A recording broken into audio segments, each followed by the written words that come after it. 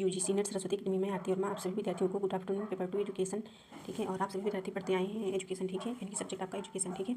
तो आपने पहले पढ़ा है फर्स्ट मतलब यूनिट के अंतर्गत आपने 2 अध्याय पढ़ चुके हैं आप सभी विद्यार्थी। और ये अध्याय आपका थर्ड अध्याय के अंतर्गत भी आपने थोड़ा पढ़ा है टॉपिक, ठीक है।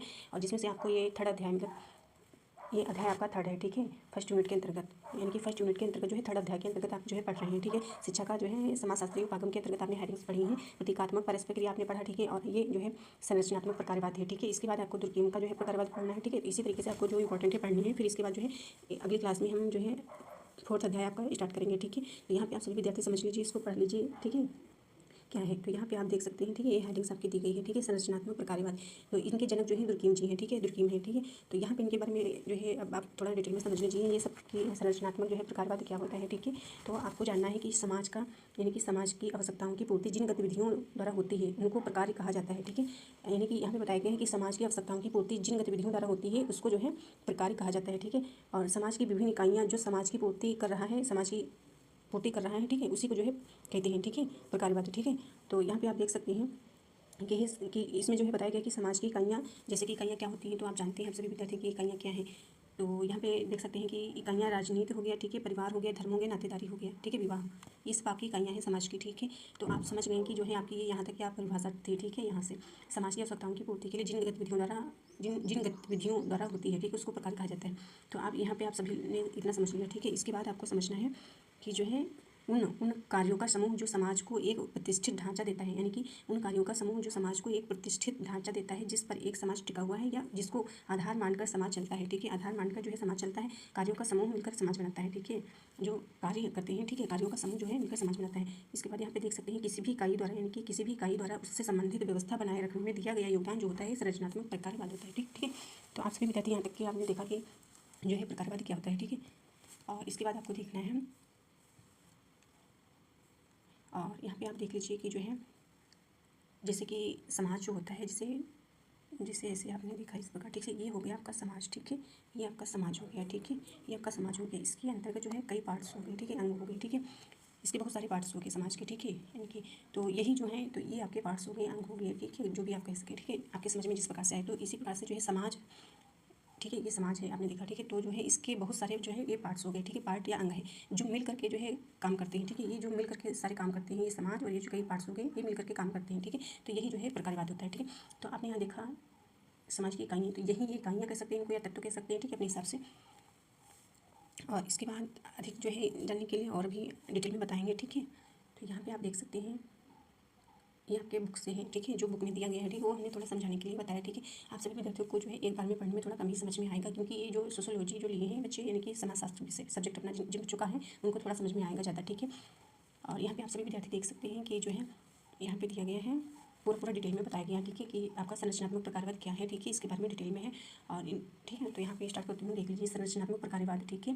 प्रकारवादी का समाजशास्त्र की एक प्रमुख अवधारणा है। इस प्रकारवादी सोच के विचार को विकसित करने वाले विचारकों में दुर्कीम, ठीक है, और 1958 1917, ठीक है, तथा टालकाट, ठीक है, टालकाट पार्सन, ठीक है। तो ये आपका सन दिया हुआ है 1902 और 1979 मतलब 1979 का नाम, ठीक है, का नाम उल्लेखनीय है, इस सन में जो है ये उल्लेखनीय है, ठीक है। और इस सिद्धांत का अमेरिकी समाजशास्त्रियों की नज़र में विशेष स्थान है, ठीक है। तो यहाँ पे दिया गया है कि ठीक है प्रकारवादी सिद्धांत के समर्थक विचारक यह मानते हैं कि समाज की क्रिया व्यवस्थित तरीके से चलती है। यहाँ से इंपॉर्टेंट है, आप देख लीजिएगा व्यवस्थित तरीके, अभी जो मैंने आपको पहले बताया है, ठीक है, समझाने के तौर पे, तो ये वही चीज़ है, ठीक है। समाज की क्रिया, ठीक है, क्रियाएं व्यवस्थित तरीके से चलती हैं और इसलिए यह समाज को एक व्यवस्था के रूप में देखते हैं। इसका मानना है, यानी कि इनका मानना है कि सामाजिक व्यवस्था को व्यवस्थित रूप से चलाए रखने में विभिन्न तत्वों के बीच आत्मनिर्भरता पाई जाती है, ठीक है। अतः समाज के व्यवस्थित स्वरूप को बनाए रखने में विभिन्न समूहों तथा संस्थानों का महत्वपूर्ण योगदान होता है।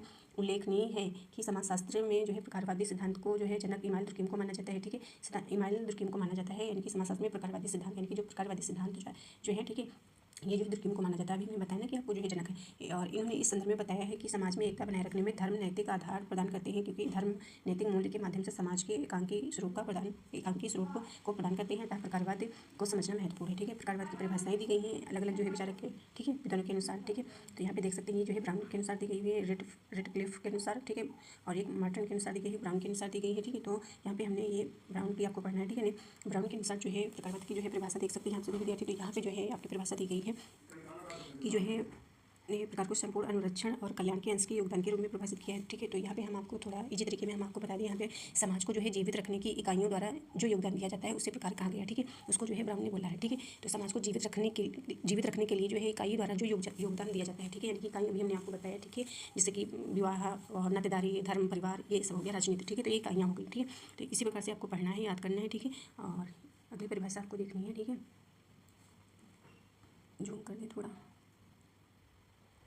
ठीक है, यहाँ पे अगली परिभाषा आपको देखनी है कि यहाँ पे जो है अगली परिभाषा आपको देख लीजिए। इसमें बताते हैं यहाँ पे मेलिनोव्स्की। ठीक है, तो यहाँ पे इन्होंने बताया कि प्रकारवादी को व्यक्तिवादी प्रकार कहा गया। ठीक है, तो आप अच्छे से पढ़िएगा। मेलिनोव्स्की के अनुसार जो है व्यक्तिवादी जो है प्रकार कहा गया है। ठीक है, तो इसमें जो है यहाँ पे बताया गया है, इसमें मतलब हम दूसरी परिभाषा अलग से आपको बता दे रहे हैं। ठीक है, इसमें मानव की आवश्यकता की पूर्ति के लिए जो कार्य करती है। ठीक है, यानी कि जो है इसके अंतर्गत है जैसे कि मानव की आवश्यकताओं की पूर्ति के लिए जो कार्य करती है व्यक्तिवादी प्रकारवाद कहा जाता है। ठीक है, और इसके बाद दुर्कीम की आती है। ठीक है, इसको आप देख लीजिए। और ये भी डेविस के अनुसार भी देख सकते हैं, समाज में जो है आज जो कुछ भी है उसका 3/4 भाग प्रकारवाद है। ठीक है, और दुर्कीम की आप देख लीजिए, इंपॉर्टेंट है। दुर्कीम के अनुसार जो है समाज की आवश्यकताओं की पूर्ति जिन गतिविधियों द्वारा होती है उन्हें ही प्रकार कहा जाता है। ठीक है, तो आप देख सकते हैं इनको जो है दुर्कीम के अनुसार जो है परिभाषा हो गई आपकी, जैसे कि समाज की आवश्यकता को जो है पूरा करना। ठीक है, समाज की आवश्यकताओं को पूरा करना ही जो है प्रकारवाद है। ठीक है, प्रकार दुर्कीम के अनुसार। ठीक है, और इसके बाद जो है आपको प्रकारवाद की जो है विशेषता देखनी है। ठीक है, विशेषता कौन सी होती है, तो विशेषता देख लीजिए। प्रकार का संबंध जो है सामाजिक संरचना का निर्माण करने वाली इकाइयों से है। थोड़ा जूम करते हैं। ठीक है, दिख नहीं रहा होगा, दिखेगा नहीं, आप सिर्फ विद्यार्थी।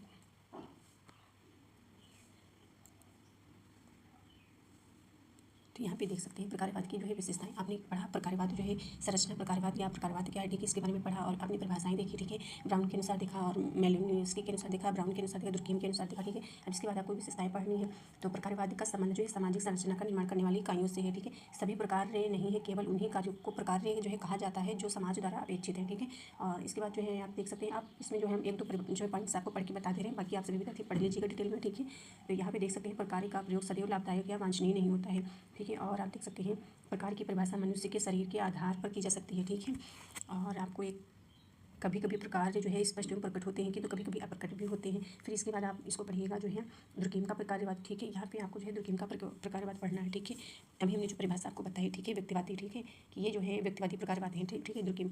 तो यहाँ पे आप जानते हैं कि मानव की आवश्यकता की पूर्ति के लिए जो कार्य किया जाता है वो दुर्कीम ने जो परिभाषा दी है। ठीक है, तो आप यहाँ पे देख सकते हैं कि समाजशास्त्र में प्रकारवाद यानी कि प्रकारवाद यहाँ पे आप इंग्लिश में लिखी हुई है, पढ़ लीजिएगा। फंक्शनलिज्म। ठीक है, और का प्रारंभ स्पेंसर से माना जाता है, किंतु इसे वैज्ञानिक रूप से प्रतिष्ठित करने का श्रेय जो है दुर्कीम को है। ठीक है, और उन्होंने जो है अपनी रचना the division of labour in society यानी कि इनकी रचना यानी कि ये जो है दुर्कीम प्रकारवाद दुर्कीम के अनुसार जो है दुर्कीम जी ने जो है आपको एक रचना इनकी रचना है। इन्होंने वैसे तो इन्होंने 4 रचनाएँ दी हैं। ठीक है, इनकी पुस्तक यानी कि 4 पुस्तकें हैं, जिसमें से ये इनकी एक रचना के अंतर्गत जो है पुस्तक दी गई है। ठीक है, ये इनकी पुस्तक है, यहाँ पे ऐसे देख लीजिए। ठीक है, ये इनकी पुस्तक है दुर्कीम। ठीक है, इमाइल दुर्कीम यानी कि इनका पूरा नाम इमाइल दुर्कीम बोल सकते हैं आप। ठीक है, इन्होंने अपनी रचना में the division of labour in society. ठीक है, और दूसरी द रूल्स ऑफ यानी कि तथा the rules of sociological method. ठीक है, में प्रकारवाद की विवेचना की, यानी कि जो प्रकारवाद आपका है। ठीक है, तो प्रकारवाद के बारे में जो है इन्होंने इस पुस्तक में बताया है। ठीक है, यानी कि the division of labour in society, फिर इसके बाद जो है the rules of sociological method के अंतर्गत बताया है। ठीक है, विवेचना की है इसमें। ठीक है, इन रचनाओं में। ठीक है, इन्होंने समाजशास्त्र में विश्लेषण की विधि को प्रकारवाद का नाम दिया है। ठीक है, समाजशास्त्र में यहाँ पे देख सकते हैं। इसके बाद दुर्कीम के अनुसार जो है प्रकार का अर्थ किसी भी इकाई द्वारा उससे संबंधित व्यवस्था को बनाए रखने में दिया जाने वाला योगदान है। ठीक है, तो अभी हमने इसके पहले थोड़ा डिटेल में बताया था हमने आपको किसी भी इकाई द्वारा। ठीक है, इकाई मतलब हमने अभी आपको बताया जैसे राजनीति हो गई, नातेदारी हो गई, परिवार, धर्म हो गई, ये सब यानी तत्व या इकाई कह सकते हैं। ठीक है, ये सब चीज़ें आती हैं। ठीक है, इससे संबंधित थी। तो दुर्कीम के कथन अनुसार, ठीक है, कथन के अनुसार आप देख सकते हैं प्रकार्यात्मक पद्धति का उद्देश्य किसी भी समूह यानी कि किसी भी समूह, समाज, संगठन और संस्कृति की जो है इकाइयों को ज्ञात कर उनके प्रकारों को बताना है। मतलब कि समूह, समाज, संगठन और संस्कृत की इकाइयों को ज्ञात कर उनके कार्यों को बताना है। दुर्कीम का मत है कि प्रकार शब्द का प्रयोग 2 अर्थों में किया गया है। ठीक है, यहाँ पे देख सकते हैं आप। ठीक है, तो देख लीजिए, इसका प्रयोग जीवन देने वाली गतिविधियों की जो है व्यवस्था के रूप में किया जाता है, जिसके परिणामस्वरूप कोई तात्पर्य नहीं रहता। दूसरा प्रयोग संपूर्ण व्यवस्था में उसकी आवश्यकता के रूप में किया जाता है। ठीक है, इसी प्रकार से इसमें आप देख सकते हैं दुर्कीम ने समाज को एक जीवधारी की भांति माना है, यानी कि समाज को जो है जीवधारी के रूप में माना है भांति। ठीक है, जिस प्रकार शरीर को जीवित रखने के लिए कुछ आवश्यकताओं जैसे हवा, पानी की पूर्ति आवश्यकता है। ठीक है, जैसे कि बताया गया है दुर्कीम ने समाज को जो है जीवधारी की भांति माना। जैसे कि हम सभी को, जितने भी जीवधारी हैं, सभी को पानी और भोजन सब चीज़ों की आवश्यकता होती है। इसी प्रकार से समाज को भी बताया गया है कि इनको भी जो है आवश्यकता है। ठीक है, इनकी गतिविधियों द्वारा पूर्ति होती है। ठीक है, यहाँ पे देख सकते हैं जिस प्रकार शरीर को जीवित रखने के लिए कुछ आवश्यकताओं हो, जैसे हवा पानी की पूर्ति आवश्यक है, समाज की आवश्यकताओं की पूर्ति। इसी प्रकार से जो है समाज की आवश्यकताओं की पूर्ति के लिए गतिविधियों के द्वारा होती है, ठीक है। उन्हें ही वह उनका प्रकार कहा जाता है, ठीक है। परिवार, धर्म, नातेदारी मतलब ये तत्व हो गए जिस प्रकार हमको मतलब कि यहाँ पे जैसे कि जीवधारी जैसे कि हम सभी आते हैं तो जो हवा पानी की जरूरत होती है, तो इसी प्रकार से जैसे समाज हो गया, तो समाज को जो है चलाने के लिए जैसे गतिविधियों की आवश्यकताओं की पूर्ति के लिए परिवार हो गया, धर्म, नातेदारी, राजनीतिक संगठन, आर्थिक संगठन समाज व्यवस्था को चलाने में अपना योगदान देते हैं, ठीक है। वही उनका प्रकार है। दुर्कीम ने प्रत्यक्ष और अप्रत्यक्ष प्रकारों की अवधारणा विकसित की है। और फिर ये जो है प्रभाव है, ठीक है। तो ये सस्पेंसर इनके स्पेंसर का प्रभाव, ठीक है। यहाँ पे आप देख सकते हैं प्रकारवाद पर जो है अभी हमने आपको परिभाषाएं बताई ना कि जो है स्पेंसर की परिभाषा हमने आपको बताई कि समाज की व्यवस्था को बनाए रखने में जो है इकाई द्वारा योगदान होता है, यानी कि जो है समाज की व्यवस्था को बनाए रखने। तो यहाँ पे आप देख सकते हैं दुर्कीम का प्रकारवाद है, स्पेंसर के प्रकारवाद एवं सावयववाद, यानी कि इसका मतलब होता है जीव थी, ठीक है, जीव। तो आप सभी विद्यार्थी जानते हैं, ठीक है। जीव हो गया मानव कह सकते हैं, प्रकारवाद एवं जीव या मानव से प्रभावित था, ठीक है। और इसके बाद जो है आपको पढ़ना है या शरीर रचना कह सकते हैं। तो इन्होंने सामाजिक व्यवस्था की इकाई या अंग द्वारा संपूर्ण सामाजिक व्यवस्था को चलाने में उसके द्वारा जो है किए जाने वाले योगदान को ही प्रकार माना है, ठीक है। और इसके बाद आपको देखना है प्रकारवाद संबंधी अन्य महत्वपूर्ण तथ्य, ठीक है। तो ये सभी आप पढ़ लीजिएगा विद्यार्थी डिटेल में। इसके आगे हम चर्चा करते हैं दूसरे जो है हेडिंग की, ठीक है। जो आपकी थर्ड हेडिंग आती है तो शिक्षा का समाजशास्त्रीय मतलब उपागम के अंतर्गत जो है हमने आपको प्रतीकात्मक परस्पर क्रिया या अंतःक्रिया, ठीक है, परस्पर क्रिया कह सकते हैं या अंतःक्रिया, ठीक है, दोनों एक ही होता है। इसके बाद हमने आपको अभी पढ़ाया, ठीक है, जो ठीक है अभी क्या पढ़ाया आप तो जानते हैं क्या पढ़ाया, ठीक है। और फिर संघर्ष का सिद्धांत, तो इसी प्रकार से थर्ड हेडिंग ये आपकी है, ठीक है। तो यहाँ पे इसको आप देख लीजिए अच्छे से डिटेल में, ठीक है। तो आप सभी विद्यार्थी जानते हैं कि जो है हमने किस टॉपिक पर बात कर रहे हैं, संघर्ष सिद्धांत, ठीक है। तो आप सभी विद्यार्थी जानते हैं। तो आपने संरचना का पढ़ लिया, ठीक है, प्रकारवाद। तो आपने प्रकारवाद के अंतर्गत दुर्कीम को भी पढ़ लिया, ठीक है, मतलब विद्वान को, ठीक है। तो आपको पूरा डिटेल में आपको आ भी गया होगा, ठीक है। अब इसके बाद संघर्ष सिद्धांत आपको पढ़ना है। संघर्ष सिद्धांत यहाँ पे, ठीक है, संघर्ष सिद्धांत को संरचनात्मक प्रकारवाद के प्रतिकूल माना जाता है, ठीक है। तो अभी हमने आपको पढ़ाया, ठीक है। इस सिद्धांत के अनुसार समाज विभिन्न आकांक्षाओं यानी कि आकांक्षाओं का सामाजिक समूह, हमने आपको उसमें पढ़ाया कि जो है संरचनात्मक जो है प्रकारवाद क्या है, ठीक है। तो वो अपोजिट है इसके, ठीक है, बिल्कुल।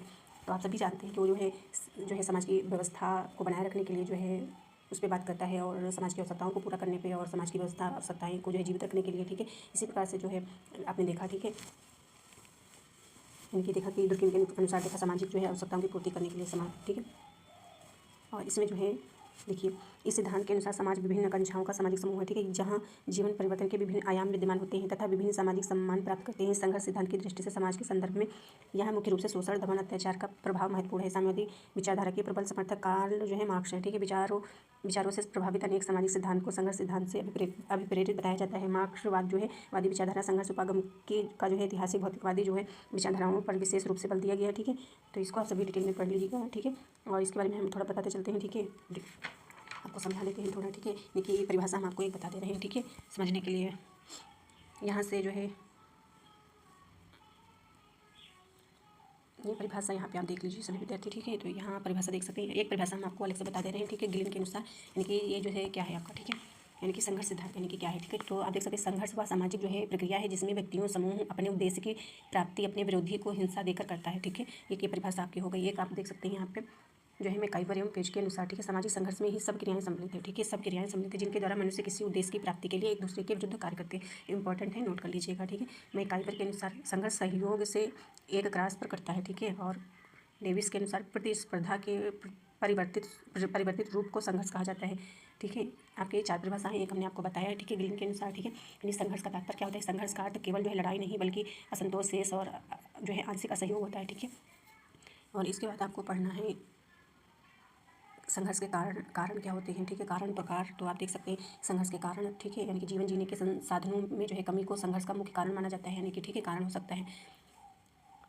और इसके बाद मतलब साधन, ठीक है, जीवन जीने के साधनों में कमी को संघर्ष मुख्य कारण माना जाता है। जैसे कि हमारे पास कोई सुविधा नहीं है, साधन नहीं है, ठीक है, तो कैसे ज़िंदगी गुजारेंगे आप, ठीक है, या हम, तो इसी प्रकार से, ठीक है, यानी कि एक संघर्ष का ये कारण हो गया, ठीक है। डार्विन के अनुसार बलशाली जीवन का सिद्धांत संघर्ष का मुख्य कारण है, ठीक है। और फ्रायड यानी मनुष्य में जन्मजात हिंसा या संघर्ष की प्रवृत्ति पाई जाती है, ठीक। संघर्ष के प्रकार क्या होते हैं, कितने प्रकार के होते हैं, ठीक है। तो मैकाइवर पेज के अनुसार 2 प्रकार के होते हैं, ठीक है, प्रत्यक्ष तथा अप्रत्यक्ष, ठीक है, याद रखिएगा। और फिर इसी प्रकार से याद कर लीजिएगा, ठीक है, ये इंपॉर्टेंट है आपका, इंपॉर्टेंट। हाँ, और कोजर के जो है तो सभी ने दो प्रकार के बताए हैं, ठीक है, अपने हिसाब से। सिमिल और कोजर जो है दो मतलब विद्वानों ने मिलकर के बताए हैं, ठीक है। वास्तविक और यहाँ पे आंतरिक और बाह्य तथा कोजर सिर्फ कोजर के अनुसार, ठीक है।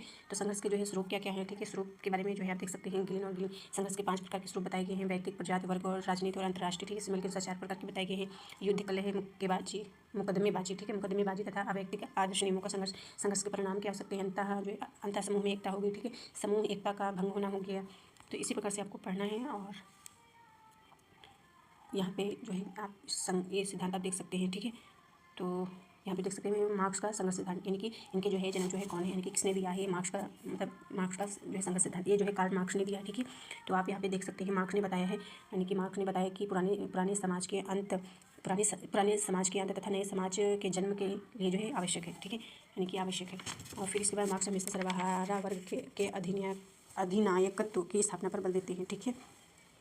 तो आपने यहाँ पे देखा, ठीक है। फिर इसके बाद आपको देखना है कि जो है इसके बाद क्या बताया गया, इसमें देखना है मार्क्स हमेशा, ठीक है। तो हमने पॉइंट आपको बता दिया, ठीक है। इसके बाद अगला पॉइंट आता है आपके, और आपके यहाँ पुस्तक यानी कि मार्क्स के अनुसार कार्ल मार्क्स के जो है पुस्तक और से, ठीक है। तो यहाँ पे आप जान सकते हैं इन्होंने अपनी पुस्तक, यानी कि इनकी जो पुस्तक है, अपनी पुस्तक में जो है कम्युनिटी मैनिफेस्टो में कहा है, यानी कि अपनी पुस्तक में बताया कि श्रमिकों तुम उठो, ठीक है। इंपॉर्टेंट है यहाँ पे, ठीक है।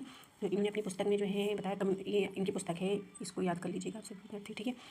कम्युनिस्ट मैनिफेस्टो, ठीक है। तो इसमें जो है इन्होंने कहा है कि श्रमिकों मतलब जो मजदूर, यानी कि मजदूर नहीं कह सकते, मजदूर कह सकते, श्रमिक वर्ग मजदूर, ठीक है। तो इसमें बताया गया है कि जो है श्रमिकों तुम उठो, तुम्हें अपने पैरों की बेड़ियों को यहाँ पे बताया गया है कि श्रमिकों तुम उठो, तुम्हें अपने पैरों की बेड़ियों को खोने के अतिरिक्त, यानी कि पैरों की बेड़ियों को खोने के अतिरिक्त कुछ भी नहीं खोना है, और तुम्हें पाना सब कुछ है, यानी कि तुम्हें पाना सब कुछ है। और तुम पूंजीवाद का अंत कर दो, मतलब कि पूंजीवाद क्या होता है आपको नहीं पता होगा, ठीक है। श्रमिक किसको बोला गया है, पूंजीवाद किसको बोला गया, ठीक है। तो यहाँ पे आप ऐसे समझ सकते हैं कि जैसे कि वर्ग होता है, ठीक है, समाज, यानी कि कार्ल मार्क्स जो है इन्होंने जो है 2 वर्गों में बांटा है, ठीक है। तो वर्ग, पहले तो आप वर्ग समझ लीजिए, जैसे कि वर्ग क्या होता है, ठीक है। तो वर्ग जो होता है, ठीक है, तो ये वर्ग होता है, वर्ग व्यक्तियों के उस समूह को कहते हैं जो उत्पादन, ठीक है, उत्पादन की किसी विशेष प्रक्रिया में लगा हुआ हो और जिसका उद्देश्य किसी साधारण या विशेष हित की ओर हो, ठीक है, यानी कि किसी विशेष हित की ओर हो। फिर इसको जो है आप देख सकते हैं कार्ल मार्क्स के अनुसार उत्पादन के साधनों द्वारा जो है समाज में वर्गों का निर्माण होता है, यानी कि साधनों। तो आप जानते हैं कि जो है वर्ग किसे कहते हैं, मतलब कि उत्पादन के साधनों द्वारा समाज के वर्गों में जो निर्माण होता है, यानी कि उत्पादन, ठीक है। इसको जो है इस प्रकार से आप देख सकते हैं, जैसे उत्पादन अलग अलग नाम दिए जाते हैं, ठीक है। पूंजीपति आप कह सकते हैं, ठीक है, पूंजीपति और एक आप या उत्पादन बोल सकते हैं, ठीक है, ठीक है, एक उत्पादन हो गया, ठीक है, यहाँ पे एक उत्पादन, ठीक है। तो इसका मतलब आपका होता है कि जैसे कि भूमि और जो है पूंजी पर अधिकार, मतलब ये अलग नाम आपका है, ठीक है। उत्पादक बोल सकते हैं, उत्पादन या पूंजीपति, तो इनको क्या कहा जाता है, ठीक है। तो ये जो है भूमि और पूंजी पर अधिकार होता था, ये जो होते थे, ठीक है, जिनकी अधिक जमीन होती थी या अधिक जैसे जमीन या भूमि है या प्रॉपर्टी है बहुत सारी, ठीक है, तो वो पूंजीपति के अंतर्गत आते हैं, जैसे जो महाजन लोग होते हैं, जिससे जिनको खूब सारा पैसा धन दौलत होता है, ठीक है, उनको पूंजीपति कहा गया है, यानी उत्पादन के अंतर्गत, ठीक है। और एक दूसरा वर्ग आपका आता है, ये प्रथम वर्ग हो गया, ठीक है। अब दूसरा वर्ग होता है, ठीक है। तो ये पूंजीपति या पूंजीवाद जो अभी हमने इसमें आपको बताया, यहाँ पे पूंजीवाद का अंत कर दो, ठीक है, क्योंकि इनका अंत मतलब ये लोग अपना जो है शासन चलाते हैं कि हाँ जैसे कोई मजदूर है तो हम काम ज़्यादा करवा लेंगे, पैसा कम देंगे, तो इसी के आधार पर, ठीक है।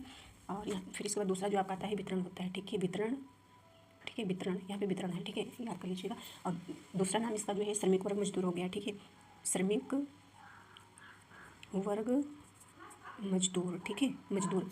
तो इसके अंतर्गत जो है, ठीक है, आश्रित रहने वाला तथा कठोर परिश्रम करने वाला वर्ग यानी मजदूर होता है, यानी कि इसके अंतर्गत जो है मजदूर आते हैं जिनके कुछ नहीं होता है, मतलब कि उनके जो है संपत्ति कम होती है, ठीक है, वो दूसरों के अंडर में काम करते हैं, ठीक है। तो ऐसा है, ठीक है। तो दूसरे के अंडर में काम करेंगे तो उनको पैसा नहीं मिलेगा, जिससे मजदूरी करते हैं, ठीक है। किसी के पास बहुत ज़्यादा जो है प्रॉपर्टी है तो वो काम करवाते हैं अपने अंडर में, ठीक है। तो इसी प्रकार से आप समझ सकते हैं। और इसके अंतर्गत जो है एक पॉइंट आपके वर्ग के अंतर्गत है पूंजीपति को जो है क्या कहते हैं, ठीक है, जिसके पास जो है ज़्यादा साधन होते हैं उनको जो है पूंजीपति को बुर्जुआ वर्ग कहा जाता है। एक होता है जैसे जिसके पास पूंजी यानी कि धन जिसके पास ज़्यादा होता है प्रॉपर्टी, ठीक है, उसको जो है बुर्जुआ वर्ग कहा जाता है, जैसे कि ऐसे लिखा जाएगा, ठीक है, ये बोला जाता है, ठीक है, पूंजीपति को, ठीक है। और इसके अंतर्गत जो दूसरा आपका वर्ग होता है, ठीक है, श्रमिक वर्ग, यानी कि एक पूंजीपति वर्ग हो गया, एक श्रमिक वर्ग हो गया। और तो उसके अंदर जिसके पास कम साधन होता है, मतलब ठीक है, कम साधन तो सर्वाहारा वर्ग बोला जाता है, मतलब जिनके पास कम साधन हो, यानी कि कम धन हो, मतलब धन कम है, ठीक है, जो दूसरे के अंडर में काम करे, ठीक है। तो ये जो है सर्वाह के अंतर्गत आता है, सर्वाहारा वर्ग, ठीक है। तो 2 वर्ग होते हैं, ठीक है। तो यहाँ पे आपने थोड़ा समझा, ठीक है। तो हमने आपको बताया ये जो है वर्ग होता है, ठीक है। वर्ग मतलब जो अभी बताया कि उत्पादन के साधनों द्वारा समाज में वर्गों का निर्माण होता है, ठीक है। तो यहाँ पे देखा, ठीक है। तो श्रमिकों से कहा गया है, यहाँ पे बोला गया कि श्रमिकों आप सभी उठो, तुम्हारे पास खोने के लिए तो कुछ नहीं है ना, आप उठो अपने खिलाफ, यदि अधिक काम करें, पैसा नहीं मिल रहा तो आवाज़ उठाओ, ठीक है। तो यही सब बोला गया इसमें। और आप देख सकते हैं फिर इसके अंतर्गत यहाँ पे पढ़ते हैं मार्क्स वर्ग संघर्ष जो होता है, संघर्ष को इतिहास को समझने की कुंजी मानते हैं, ठीक है। फिर आप पढ़ना है आपको मार्क्स का दर्शन हीगल के बिल्कुल विपरीत है। मार्क्स के अनुसार जो है पूंजी वह धन है, यानी कि पूंजी वह धन है जो श्रमिकों के शोषण करने के उपयोग में लाया जाता है, ठीक है। यानी कि पूंजी वह धन है जो श्रमिकों के जो है शोषण करने के उपयोग में लाया जाता है। तो यहाँ पे जैसे ये जो पूंजी है, ये जो पूंजीपति वाले लोग हैं, जो धन दौलत जिनके बहुत ज़्यादा है, ठीक है, पूंजीपति यानी कि उत्पादक, ठीक है, उत्पादन वाले जो है, तो ये सब लोग जो क्या करते हैं, ये जो है शोषण करते हैं श्रमिकों का, जिनके पास कम साधन है, मतलब कम धन दौलत है, संपत्ति प्रॉपर्टी, ठीक है।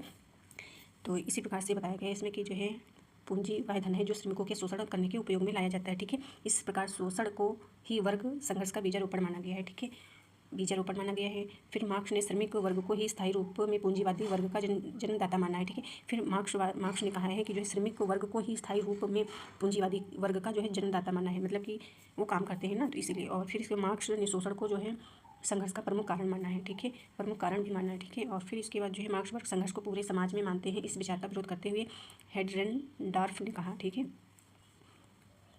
देखिए इसको जो है जब अधिक बार पढ़ा जाएगा तभी आपको समझ में आएगा। जो समाजशास्त्र सब्जेक्ट से स्टूडेंट किए हैं उनको जल्दी समझ में आएगा, ठीक है। तो आप इसको पढ़िएगा।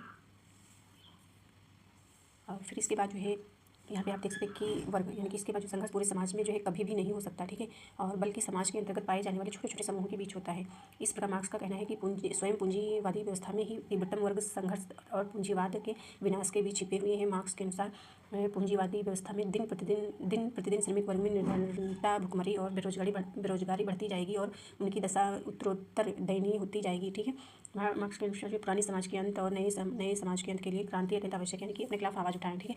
और फिर बताया गया है कि अपने स्वार्थों से परिवृत पूंजीपति संसदीय नियमों द्वारा अपने अधिकार का कभी भी परित्याग नहीं करेंगे, ठीक है, और अर्थात शांतिपूर्ण ढंग से उन्हें हटाया नहीं जा सकेगा। और फिर उसके लिए जो है क्रांति ही एक समान उपाय है। इस क्रांति का परिणाम होगा पूंजीवादी वर्ग का विनाश, सर्वहारी वर्ग के अधिनायकत्व की स्थापना, ठीक है। तो आपने पढ़ा, ठीक है, वर्ग दो भागों में बटा, जैसे कि मार्क्स वन में, ठीक है। तो यहाँ पे आपने जाना कि ये जो है प्रोडक्टिव पूंजीपति यानी कि जो है पूंजीवादी वर्ग हो गया, ठीक है, पूंजीपति वर्ग, ये सर्वहारी वर्ग यानी कि श्रमिक मजदूर हो, ठीक है, यानी कि श्रमिक वर्ग मजदूर, ठीक है, श्रमिक वर्ग हो गया यानी कि आश्रित रहने वाला, ठीक है। और फिर इसके बाद जो है आपके सिद्धांत और हैं तो इनको थोड़ा ऐसे ही समझ लीजिएगा आप, ठीक है। और आपकी क्लास जो है यहीं पे जो है समाप्त करते हैं और जो है अगली क्लास में हम मिलेंगे, ठीक है, अगले 4th अध्याय में, ठीक है। फिर उसके बाद आपकी क्लास स्टार्ट होगी 2 यानी सेकंड क्लास, ठीक है।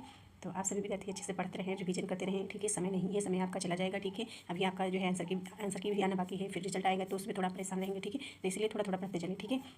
जिस तरह आपके जीवन के लिए डेली आपको खाने की आवश्यकता होती है, ठीक है, उसी प्रकार से आप पढ़ते रहें, ठीक है। एकदम से तो आप खाना खा नहीं सकते कि लाओ 4-5 दिन का हम आप एक साथ खा लें, ठीक है, बाद में नहीं खाना पड़ेगा। तो इसी प्रकार से आपको धीरे धीरे जो है पढ़ते चलना है, ठीक है। और ये जो है आपका सिद्धांत है ये भी, ठीक है, तो इसको भी आप पढ़ लीजिएगा। एक और सिद्धांत आपका है यहाँ पे ये कोजर का सिद्धांत, ठीक है, तो इसको भी आप पढ़ लीजिएगा, ठीक है, ये है। और फिर इसके बाद जो है ये कॉलिंग्स का संघर्ष सिद्धांत है, अदर भी बहुत सारे हैं, ठीक है। तो इतना ही आपको पढ़ना है और आज के लिए इतना ही टॉपिक, ठीक है। मिलते हैं अगली क्लास में। आप सभी एंजॉय करें, अच्छे से पढ़ाई करें। Thank you.